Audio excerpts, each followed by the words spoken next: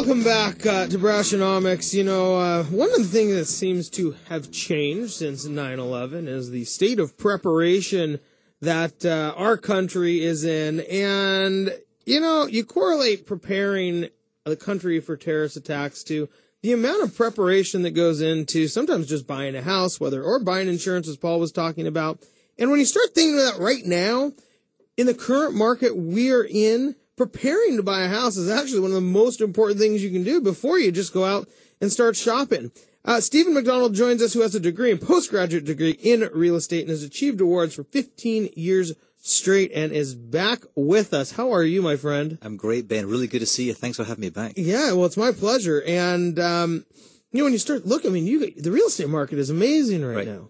You know, it's amazing. You know, it's interesting when you talk about 9/11 and people's values change. You know, when things happen in a community, in a society, in a nation, you see the values change, and all of a sudden that really affects how people look at housing, doesn't it, Ben? It's like sometimes people are all about their job, all about traveling and vacation, but really after 9/11 we saw a big shift where it's really a lot about community, relationships, and family. Yeah, that's true. I mean, we also saw house prices go up, and since then we've seen them come back down. Right. But now we're at a point where it's hard to actually buy a house. It's hard to find a house. Right. To purchase. And, you know, when you start looking at preparing people to go through this process and to move and buy a home in this market, I mean, what are some of the biggest tips you have? Because there's certainly home buyers out there who are dipping their toe in the water, and it just seems a little too hot. You know, it's interesting you see that, Ben, because that's the biggest challenge we're seeing as real estate agents right now, is there's not so many houses. Like the analogy in the radio show was going into the mall. If you're going to buy some jeans or shoes, well, there's not so many shoes available anymore, right? Right. So what people find is when the shoe that they like, and they sit there and they say, I think I like that shoe.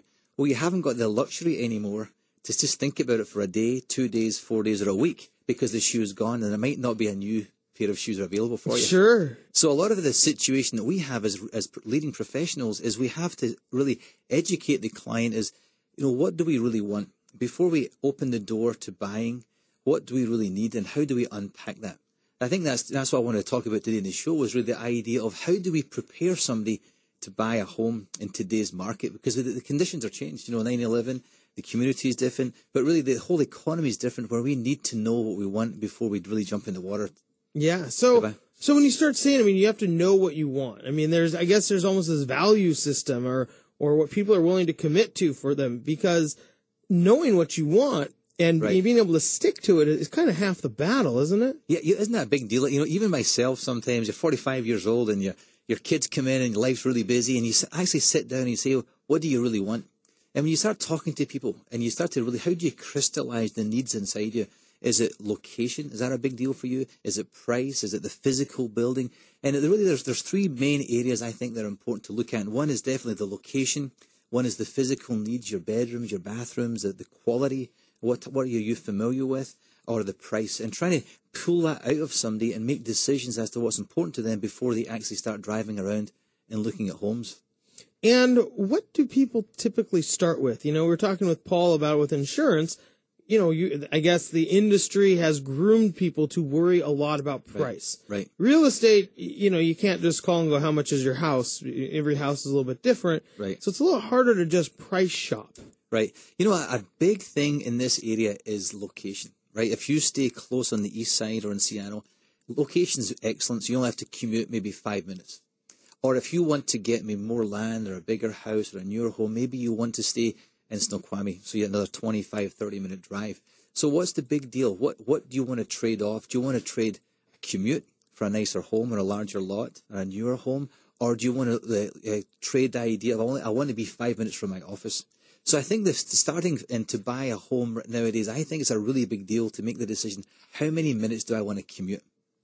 And what kind of community do I want to be in? Am I a single parent? Do I have kids? Am I a young professional? What's important to me? Because that's really going to dictate at the very beginning your lifestyle.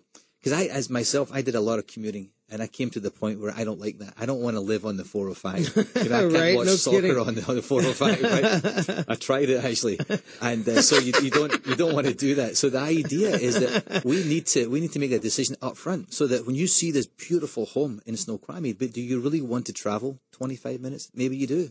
and maybe that's worth it. So that's a big decision. Yeah, it seems that that commute, I mean, it's where you want to spend your life because, Right. I mean, I don't remember, I saw a number somewhere and maybe some of the calculator to do the math, but, if you spend an hour in your car each day and you work, I guess what's the average person work? About 248 days a week. Right. I mean, you've essentially spent 10 days in a car, 240 hours. Right. 10 days in a car. Right. At an hour.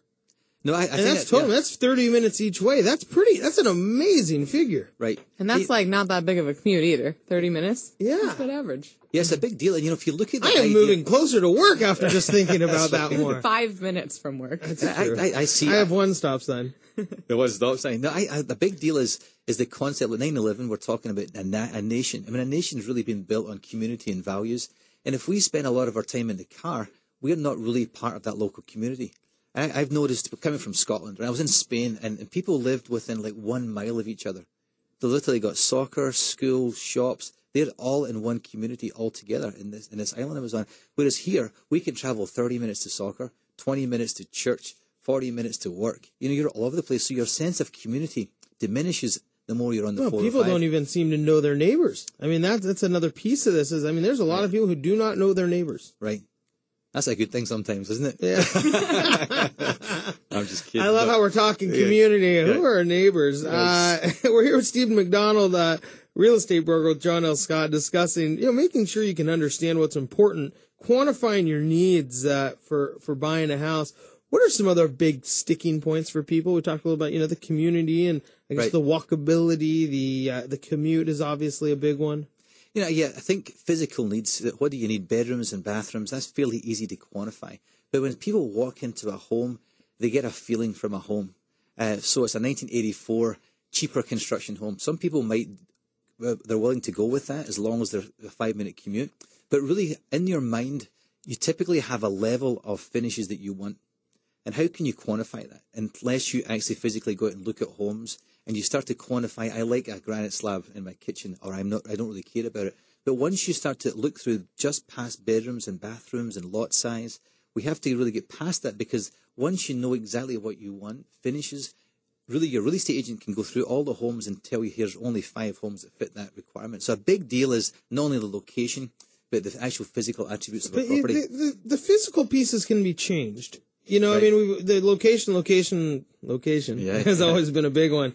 But, the physical piece can be changed. And I don't know, it would seem to me that not coming home, and I know it is a big piece, but it would seem to me that coming home to a slightly older house, but not sitting in traffic for 25 minutes, like most people would probably be genuinely happier than going, wow, I got great countertops, but I just spent an hour in the car.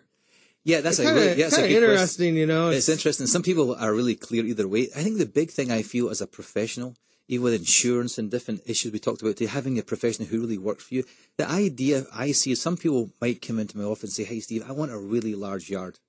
I want privacy. But really what they're looking for is it's really all about the privacy. So they might go out and buy a house which has a really small yard but has a lot of trees around about it. So as a professional, really what you're trying to do is pull out and crystallize their needs. So they don't really want a 5-acre property. They just need a lot that nobody's looking in their backyard at their kids. Right. So a lot of it is not so much the actual physical side, but pulling out from them what their needs are so they can navigate through and make the right purchase. I mean, the benefit versus the feature per se. Right, exactly. Absolutely. So then how does price end up playing into this? Because, of course, if you want to be close to work or whatnot, and, you work in downtown Bellevue, then you want to live in Clyde Hill or Medina. Right. And if you want all the physical needs, then, your house can get up around $2-3 million. But now, now's where the rubber meets the road, right? The price piece here. Yeah, I think, Ben, that's the big thing. Everybody, if we have the right amount of resources and finances, you can pretty well get what you need. But if you want to stay close in, the prices go up.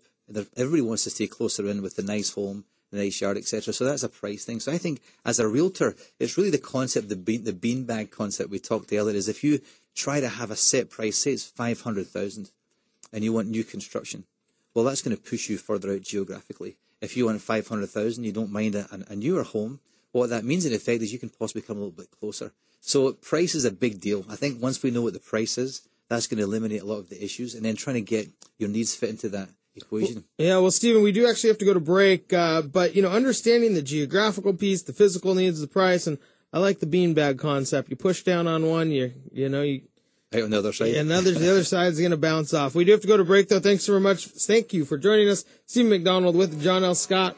When we come back, good friend of our show, Jeff Lakeman's going to join us with the Lakeshore Corporation, because real estate's on people's minds. What are some good investments that you may be able to take advantage of? We'll be right back.